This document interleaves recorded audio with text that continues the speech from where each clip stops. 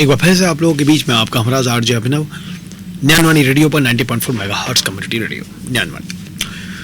और आज लेकर आया हूं आप लोगों के बीच में नेशनल आर्मी डे यानी कि सेना दिवस के अवसर पर आप लोगों को बहुत बहुत बधाई देता हूं और बताता हूं सेना दिवस के बारे में।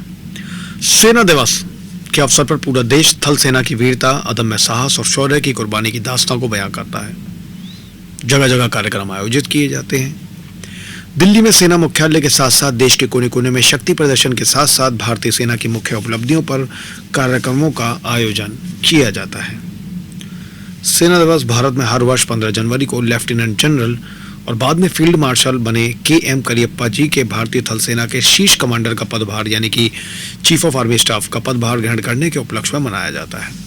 उन्होंने 15 जनवरी 1949 को ब्रिटिश राज के समय के भारतीय सेना के अंतिम अंग्रेज शीर्ष commander general Roy Francis butcher से यह पदभार ग्रहण किया था।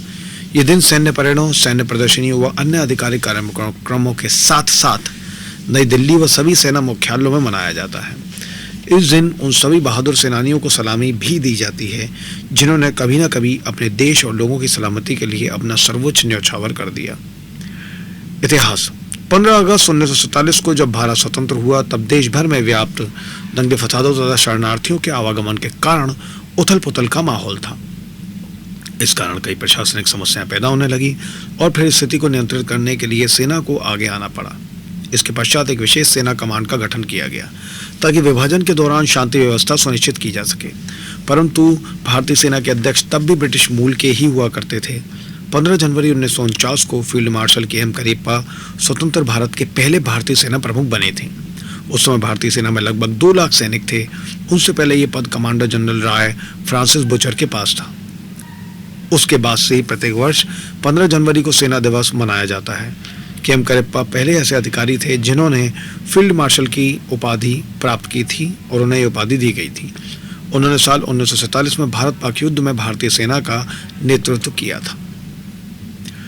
समारोह दिल्ली सेना दिवस के उपलक्ष्य में प्रत्येक वर्ष दिल्ली छावनी में दिल्ली कैंटोनमेंट की करियप्पा परेड ग्राउंड में परेड निकाली जाती है जिसकी सलामी थल सेना अध्यक्ष लेते हैं। 2018 में 17वां सेना दिवस मनाया गया था जिसमें परेड की सलामी जनरल विपिन रावत ने ली थी। आप लोगों को इस मौके पर मैं अपनी तरफ से बहुत बहुत शुभकामनाएं देता हूं और इंडियन आर्मी को, भारतीय सेना को भी बहुत बहुत शुभकामनाएं देता हूं। जय हिंद।